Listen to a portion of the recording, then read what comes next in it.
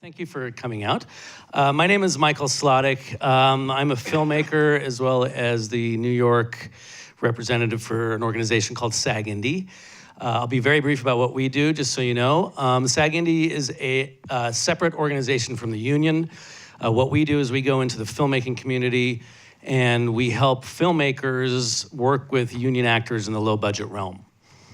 So for any filmmakers out there, feel free to look us up and approach us if you have any needs or need any help or wisdom or whatever in working with the union. So here we have everybody, not everybody, a few folks from The Good Catholic. We got one more coming.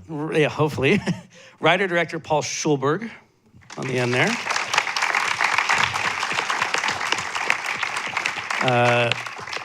Next to him is the ghost of John McGinley. Hopefully who should be here. Wrenn Schmidt. And Zachary Spicer.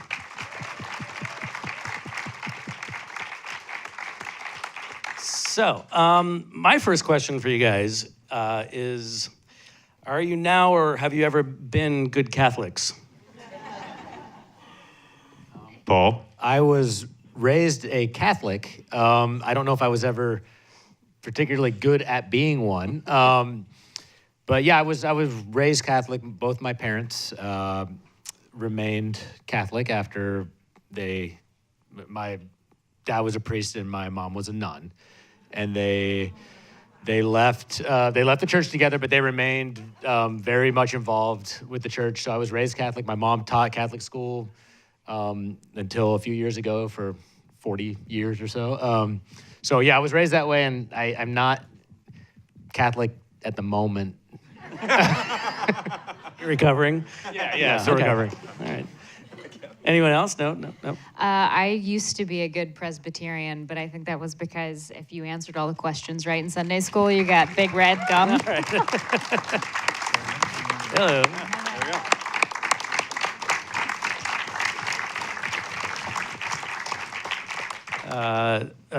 John, we were just asking if you are now or have ever been a good Catholic. Did you finish your answer? Yeah, finish it. You did this. It was mostly just about winning treats in Sunday school for knowing all the books of the Bible or Bible stories. Yeah. Nice. But Catholicism, no, just more of a good, I don't know, I've always been fascinated by it. It's really interesting religion. I was born and raised Catholic till about high school, and then I lapsed. But I was an altar boy and the whole routine out in New Jersey, and I had Bishop Daugherty wash my feet. There's a certain mass where somebody gets their feet washed, and Bishop Daugherty washed my feet one time, which was, in front of, on the altar and everything. It was very strange in retrospect. But yeah, so I was a good Catholic. Yeah. No, I come from a very small town in Indiana. I didn't know what a Catholic was for at least the first 14 years of my life. So I was just, I was a good small town kid. That was it. Well, at least you got the good in there. All right. So I find this movie fascinating because it's very rare these days to see a film that has kind of a positive view of the clergy and the church. And we're living in a very cynical time for numerous reasons. And I'm curious, you sort of started to answer my first question, of course, is where this project came from and how you decided to tackle it. Well, again, it comes from, this is based loosely on my parents' story, particularly my dad's part of this journey. And so it started there. But when I decided to take this on, to me, as actors, you guys have to deal with this all the time. You don't judge your characters. And once you start doing that, you're not really writing characters, you're just writing types. So I have not seen this world portrayed in a human way very often, not three-dimensional. You've got good priest characters in movies, and then you've got, I just watched The Keepers. Which is not exactly, a positive. Very different. Yeah, very different. So you don't really, they're used as types very often. And I wanted to show what they actually are as humans. I was raised, we had priests come over to our house for dinner all the time because, my parents are very much involved with the church. And with their unique story, they had kind of a inside connection to clergy. We had priests and nuns that were just always a part of our life. So they were normal people. Some of them would be hilarious and raunchy, and some would be very, just prissy, just, like, your fingernails are dirty, that you can't do that. And I saw the whole thing, it breaks down roughly like people do in any other area of life. And so I just wanted to show them as humans, and just doing that is different than what you normally see. So that was exciting to me.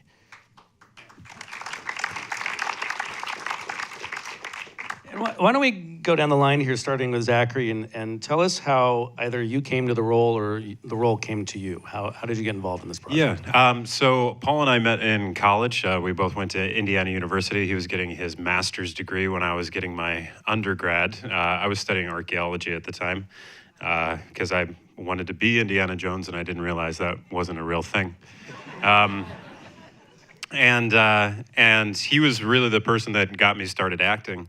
He had me come out and audition for the first show that he was doing, and ever since that point, I've been really lucky. We've stayed close over the years, and I've been able to read the first draft, or him first sending it out into the world of all of his scripts. And this one in particular, it was the best thing that I had ever read of his up to that point. And I think it was goes to the point of not only writing what you know, but writing what you need to tell, what story needs to be told.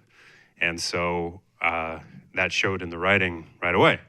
And so I built a production company to try to make the movie, because we had no business making a movie. I've never made a movie before. I've never been in a movie before. And we didn't know the process of how movies really got made, but we started with a really good script. And that's like the best gift that you could possibly have. And so we just started asking people. We're asking people if they would get involved. And we built it up to this point now.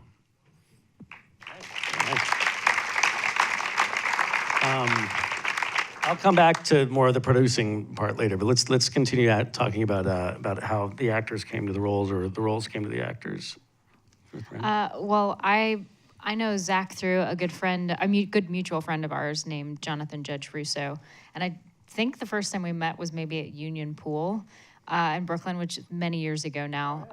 And then we've known each other through a theater company that Jonathan runs, and then I just remembered between the last thing that we did and now that Zach and I did a short script of yours. That's the first time I saw you in Zach's apartment in Harlem a few years ago. And so it was really exciting when Zach approached me and said, hey, Paul's written another thing. It's a full-length feature. And like, would you read it? We're interested in you playing this character, Jane.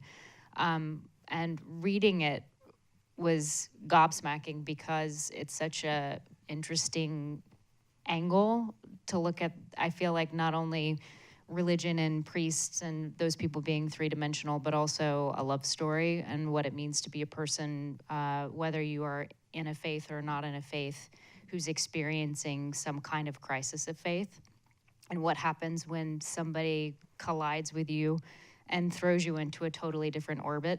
And also, I would say, as a female actor, there are few parts that are as nuanced and deep and interesting and three-dimensional as something like Jane.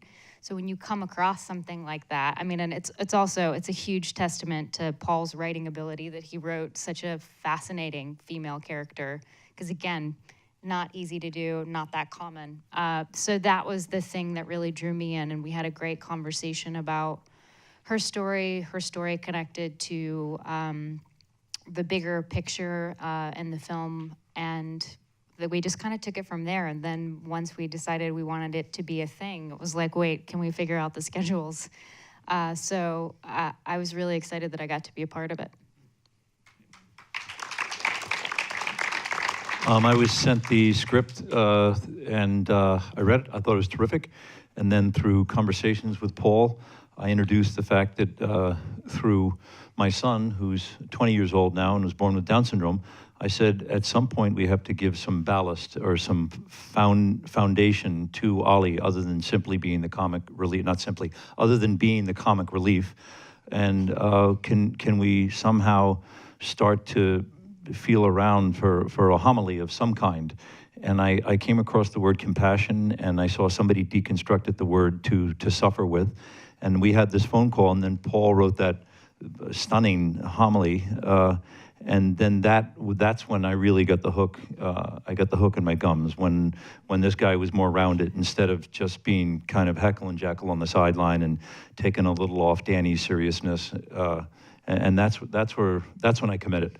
As soon as you wrote that homily, I thought, wow, we can play this guy now, because he can take liberties with he can have some fun if that's what he functions from. If he functions from he's a progressive priest, blah blah blah, and he's anti-Danny, but if he can function from compassion, the way we do it in the Down syndrome community, and the way we have to take care of each other and overcompensate for our shortcomings in our community, then I said, if I can bring some of Max's love and compassion into this piece, then let's do it. And that's how I found my way in. Great. Wow. Very nice. And since he's not here, what about Danny? How did he come to the project?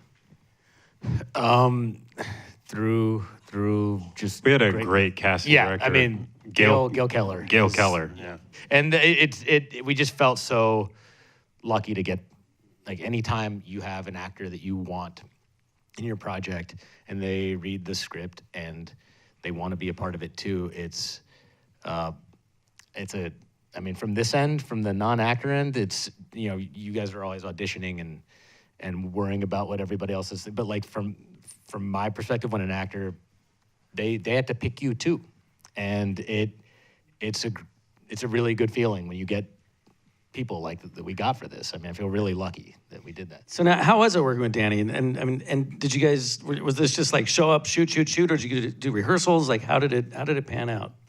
Well, it was different for everybody.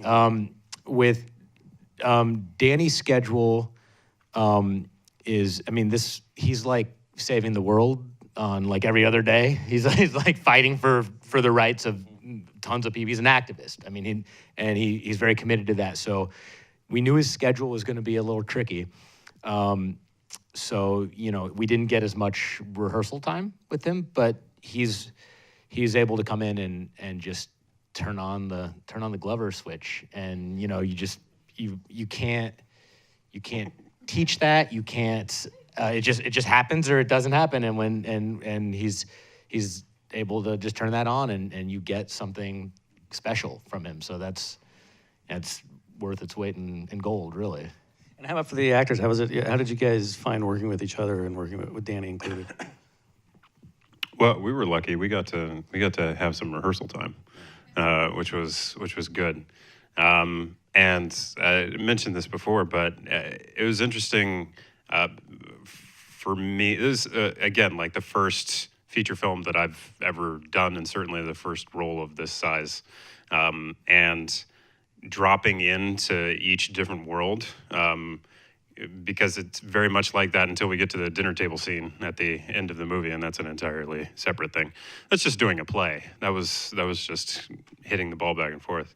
But dropping into each different world, the world of working with you, and then with John, and then with Danny, it was it tested me in different ways and challenged me in different ways that just every single time that I showed up on set, it just made me better.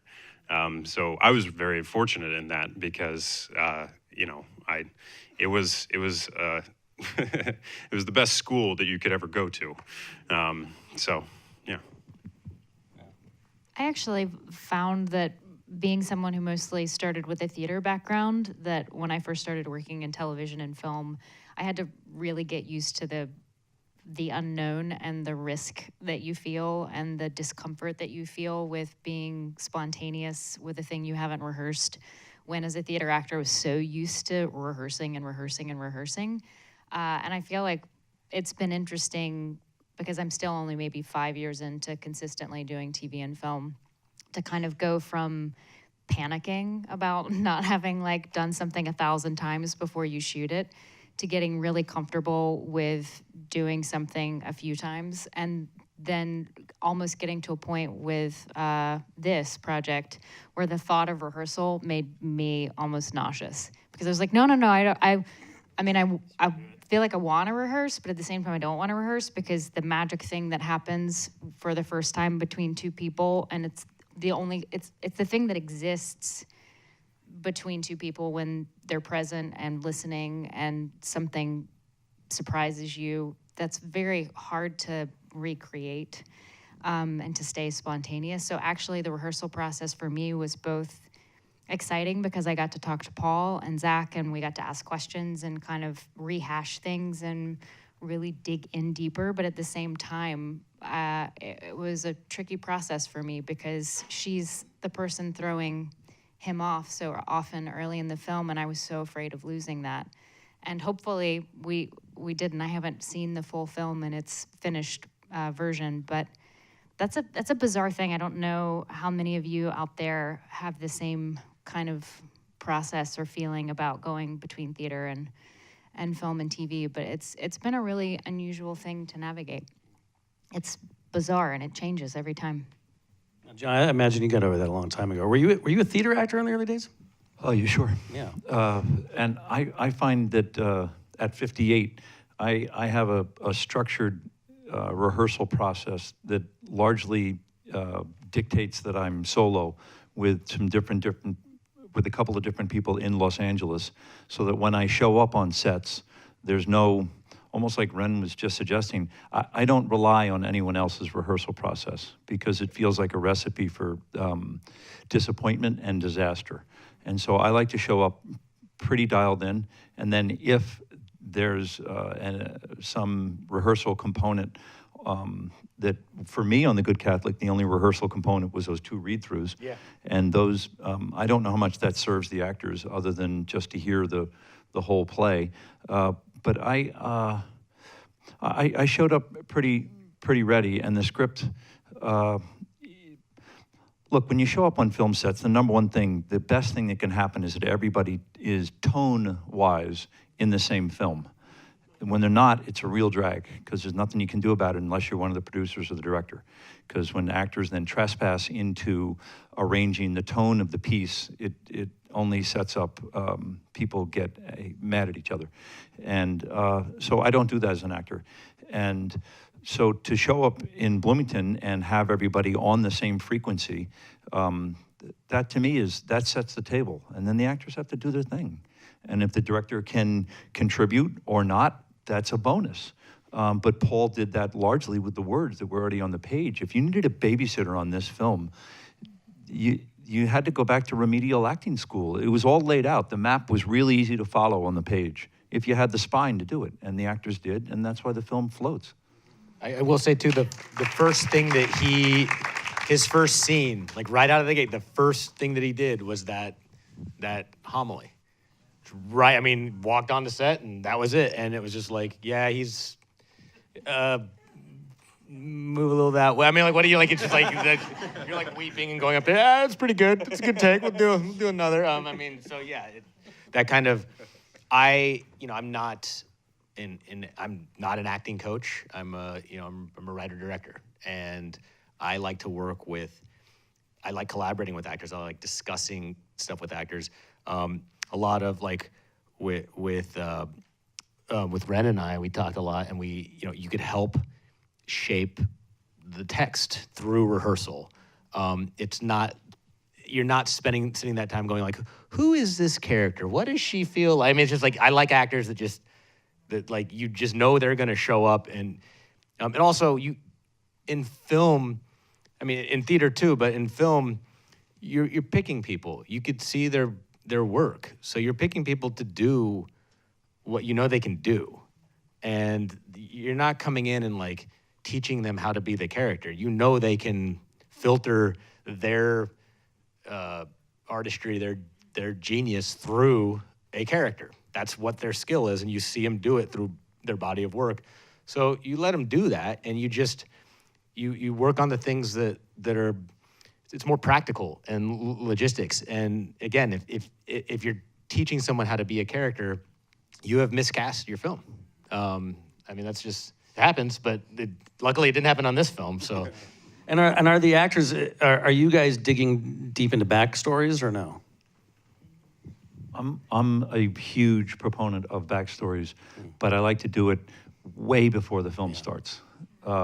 And once we've done all that homework and tilled all that backstory soil, I leave it behind because the camera doesn't give a shit.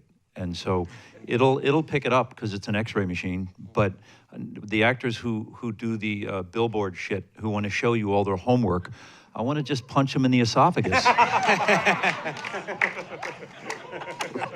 Hit your mark and fucking act. It's a good place to punch. Yes, I can.